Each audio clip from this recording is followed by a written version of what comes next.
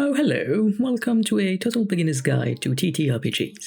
Today's episode is dedicated to tips and tricks to have a better start as a TTRPG player, whether as a GM or a PC. Here's the outline of the video if you're looking for a specific category of advice. Now, let's dive right into it. I have to state the obvious here, but if you are watching this video or are actively looking to improve, you already are much better than you think. The best way to start your journey to improve is to follow the first rule. Communicate. Whether as a player, where you have to express what you are looking for in the game and what you are not looking for, or as a GM on the things you wish to do, offer, or even the specifics of your setting. Communication is key, and it doesn't have to be just at the start of the game, but right into it too. Something you enjoyed? Please say it. Something that upset you? Express why it did, and if you wish to never see it again or reduce the frequency. I cannot stress how much unspoken feelings can terminate a game without you even knowing it. Scheduling conflicts may be the biggest killers of table, but fizzling out because someone realized the table doesn't offer what they want and then lose interest and starts a chain of boredom at the table is a close second on the table killer podium. And the only way to face it and solve it is by far being opened to say what's on your mind and be ready to listen to what is on someone else's too. Know the rules and respect their spirit.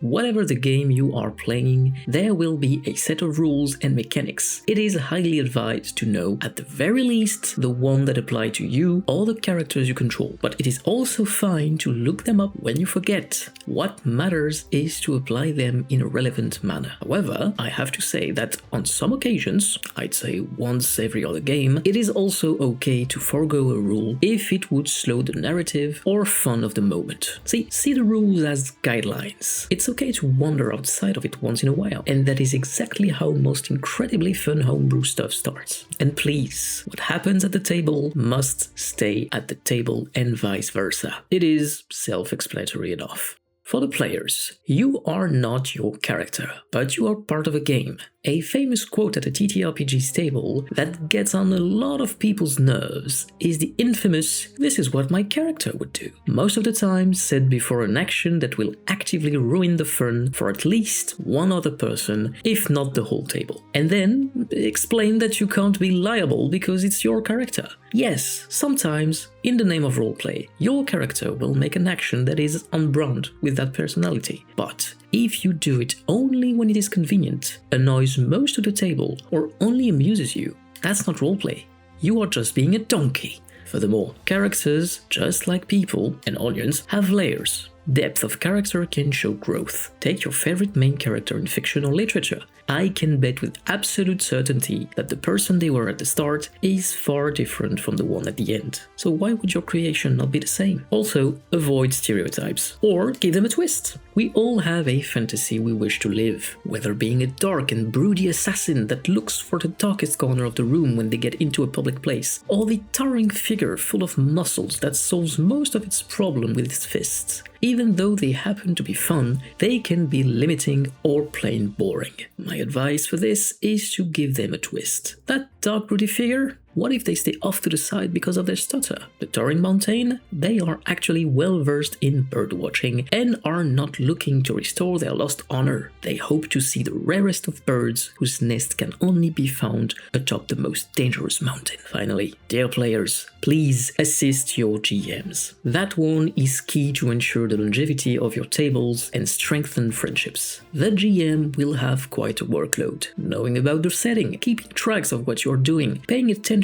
to what you learn, and stay coherent by not telling what you didn't learn on accident, laying out the story, mastering NPCs galore, applying the rules and mechanics of many elements, create a certain level of language to have a narration flowing properly. You as a player can help ease the burden, and here is how. Help other players with their mechanics. In a situation where your DM has to handle many NPCs and rules, it is a delight to see a player jump in and assist another PC on something they need help with. Keep track of what is happening. Your GM may forget something or someone if there is a turn order. You may know of a mechanic that would interact differently or in favor of the GM, but they forgot it. Let them know nicely. If your character is native to a certain place, learn about said place, and be the assistant teacher by guiding other PCs. The place needs to be created because of a homebrew setting. Ask your GM if they want to let you handle the creation of the place beforehand. And dear GMs, let your players handle parts of the universe too. It is quite rewarding as a player to see you flesh out our creations or know that we had an impact on such a vast environment. Of course, you can add certain twists if you please, but overall, TTRPGs are group work and you don't have to handle everything. Now, to the GMs, I think you should know that starting with preset adventures is great. There is an appeal to make everything homebrew, believe me. I was of those who started straight by creating their own universe and tried to adapt the rules to it. But truth be told, even though I have been a GM for over 10 years, there are still key elements that I miss because I didn't take the time to learn with simple and free resources. Pace yourself, learn what you like, learn what you hate. Go big when you have found your rhythm. Also, try to make a session 0. I won't go into details into what is this practice, but basically it is a session before the game where you set up ground rules and set the tone of the game. It is very useful and incredible when it comes to creating strong foundations to play. Being a GM is not a job. For the love of everything sacred, TTRPGs have a G that means games. Don't go hard on yourself if you fail. Don't put yourself through immense pressure to make every game perfect. Nor try to anticipate everything your players will do. Keep in mind that it is just a game.